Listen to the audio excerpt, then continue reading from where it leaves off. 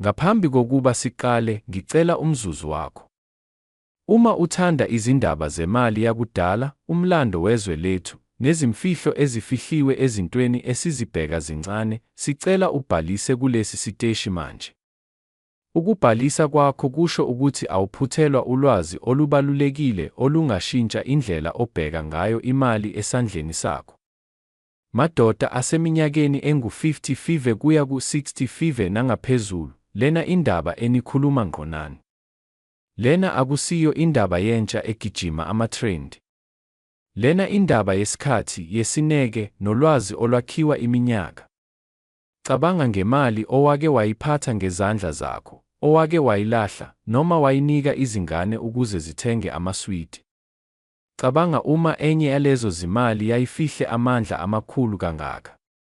Ngo-1998, iNingizimu Afrika yayisesikhathini sokushintsha.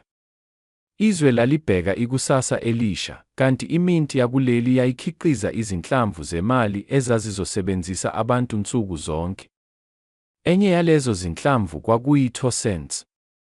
Incane, ibukeka ingenamsebenzi, futhi abaningi babeyibheka njengemali engasenaso isisindo empilweni. Kodwa umlando uyasifundisa ukuthi into encane ingathwala indaba enkulu. Le 2 cents yango-1998 ayizange ibe nje imali yokwenza ushintsho esitolo. Yaba uphawu lwesikhathi, lobuchwepheshe bokukhiqiza, kanye nezimo ezikhethekile ezenza ukuthi le mali ibe yinto ehlukile kuneminye. Madoda anolwazi ayazi ukuthi inani langempela livela ekungavamile. Uma into ivamile, iyalahleka emehlweni. Kodwa uma into ingavamile, iba negugu. Le mali ye-2 cents yango-1998 kuthiwa yakhishwa ngenani elilinganiselwe kakhulu uma iqhathaniswa neminye iminyaka. Abanye bathi ezinye izinhlamvu zaba namaphutha amancane ekukhiqizweni, okwenza zihluke ngamehlo abaqoqi bemali. Lawo maphutha awazange abonwe ngaleso sikhathi. Abantu babephila impilo yabo, bephuthuma, bengacabangi ukuthi iminyaka ezayo izobuyela kule mali encane. Lena indaba efundisa ukuthi akufanele sikubukele phansi esinakho. Njengempilo yomuntu, imali nayo inendaba yayo. Madoda asekhulile ayakuqonda ukuthi inhlonipho yesikhathi iza ngokubekezela. Le mali ibonisa ukuthi into oyigcina namuhla, oyigcinela izingane zakho noma oyifaka ebhokisini elidala, ingaba yisibusiso kusasa. Cabanga ngendoda eyayihlala emakhaya, igcina izinhlamvu zemali ebhokisini lensimbi. Wayengafuni ukuceba, wayegcina nje ngenxa yokuthi wayezithanda. Iminyaka yahamba. Izwe lashintsha. Izimali zashintsha. Kodwa ibhokisi lasala. Lapho livulwa, phakathi kwazo kwavela le 2 cents yango-1998, igcinwe kahle, ingakaze isetshenziswe kakhulu. Abaqoqi bemali ababheki nje insimbi. Babheka indaba, isimo, unyaka, nokungavamile. Le mali yaba yisihloko sengxoxo, yaba into efunwayo. Abantu abanemali, abanothando lomlando, baqala ukuyifuna. Lapha yilapho inani liqala ukukhuphuka, hayi ngoba inkulu, kodwa ngoba inendaba. Uma ulalela le ndaba, mhlawumbe usucabanga ngekhaya lakho. Mhlawumbe kunebhokisi, isikhwama, noma idrowa elingakaze livulwe iminyaka. Lena akusiyo inkulumo yokukwenza ucebe masinyane. Lena inkulumo yokukwenza uqaphele, uhloniphe okwedlule, futhi ubheke kahle esinakho. Manje sifika lapho abaningi belinde khona. Ngemva kweminyaka yokufuna, yokuhlola, nokulinganisa ukubaluleka kwayo, le mali ye-2 cents yaseNingizimu Afrika yango-1998 isibhekwa njengelinye lamathuba amakhulu emhlabeni wabaqoqi. Kuthiwa uma zonke izimo zihlangene kahle, umlando, ukungavamile, nesimo esiphelele, inani elikhulunywa ngalo liyamangaza umhlaba. Inani elikhulunywa ngalo ekugcineni kwale ndaba lifinyelela ku-$36 million. Yebo, imali encane owake wayibamba ngesandla ingakhuluma ngalelo nani namuhla. Madoda, lena akusiyo nje indaba yemali. Lena indaba yokuhlonipha isikhathi, ukugcina, nokungabukeli phansi okuncane. Uma uyithokozelile le ndaba, ungakhohlwa ukubhalisa, ngoba izimfihlo ezinjengale zisekhona, zilindele ukuxoxwa. Ngaphambi kokuba siqale, bhalisa kulesi siteshi manje. Uma uthanda umlando, imali, amandla okugcina ifa, nezindaba eziguqula impilo, lokhu kungesakho. Chofoza usubscribe, ngoba namuhla sizokhuluma ngemali encane eyake yabanjwa ezandleni zabantu abaningi, kodwa embalwa kakhulu abazi amandla ayo angempela. Madoda ahloniphekile, ake sikhulume iqiniso. Eminyakeni edlule, sasingabantu ababala imali ngezandla, singathembeli kuma-apps noma amakhadi.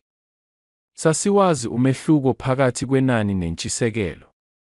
Sasiqonda ukuthi imali encane ingaba nencazelo enkulu. Namuhla, ngifuna sikubuyisele kulowo mqondo.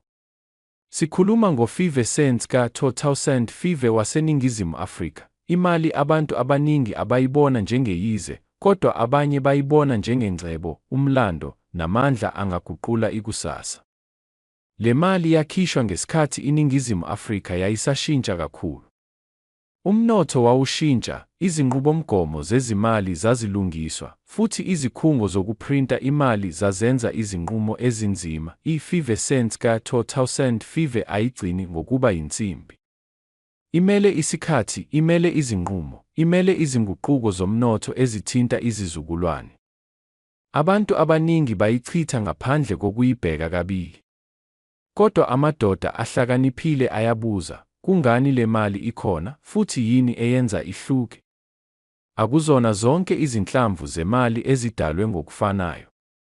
Le 50 cents ka-2000 50 inezici ezenza ibe yinto ekhuluma kakhulu kubathandi bomlando nemali, isikhathi ekhiqizwe ngaso, izinga lokukhiqizwa elilinganiselwe, izinguquko zokwakheka uma ziqhathaniswa neminye iminyaka. Isimo semali uma isagcinwe kahle. Uma indoda igcina imali enjalo iminyaka, ayigcini nje insimbi, igcina indaba.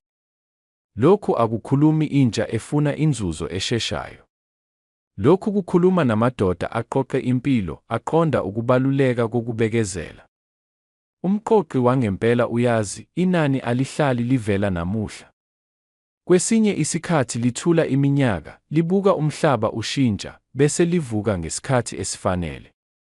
Le mali ingesinye salezo zinto ezithulayo kodwa ezinamandla. Cabanga ngalokhu, indoda egcine le mali ebhokisini, eshalofini, noma emgodini wokhuni. Izingane ziyakhula, izwe liyashintsha, kodwa imali ihlala. Ngelinye ilanga, le mali ayiseyona nje i-50 cents.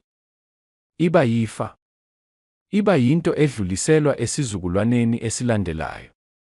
Iba yisifundo sokuthi ungayibuki phansi into encane. Le ndaba ayigcini ngemali kuphela. Ifundisa ukuthi amandla awahlali emsindweni. Ngezinye izikhathi afihlekile, ethule, elinde umuntu onombono. Amadoda amaningi ayake ayibamba le mali. Ambalwa ayibona ngamehlo ahlukile. Umbuzo uthi, wena uyibona kanjani? Uma unemali endala ekhaya, ungasheshi uyilahle. Uma unentshisekelo emlandweni, ungayibuki phansi. Amadoda anolwazi ayazi ukuthi isikhathi siyakwazi ukuguqula incazelo yento. Le 50 cents ka-2000 50 iyisibonelo esiphelele salokho. Manje ake siphethe ngokuthula, kodwa nangamandla. Kunezindaba, imibiko, nezindaba zokuthi le mali, uma isesimweni esikhethekile, ingenye ezinhlobo ezingavamile kakhulu, ixhunyaniswe nenani elingafinyelela ku-$17 million. Cabanga ngalokho. Imali abantu abaningi abayibheka njengeyize. Imali eyadlula ezandleni zabantu abaningi ngaphandle kokucatshangelwa. Kodwa kwababona ngaphambili, yaba yinto enkulu. Uma uyithokozele le ndaba, bhalisa, yabelana nabanye amadoda ahloniphekile, futhi ukhumbule lokhu, ungalokothi ubukele phansi into encane, ngoba ingase ibe yifa elikhulu kusasa. Uma uthanda izindaba zemali, umlando, namathuba afihlekile abantu abaningi abangawaboniyo, bhalisa kulesi siteshi manje.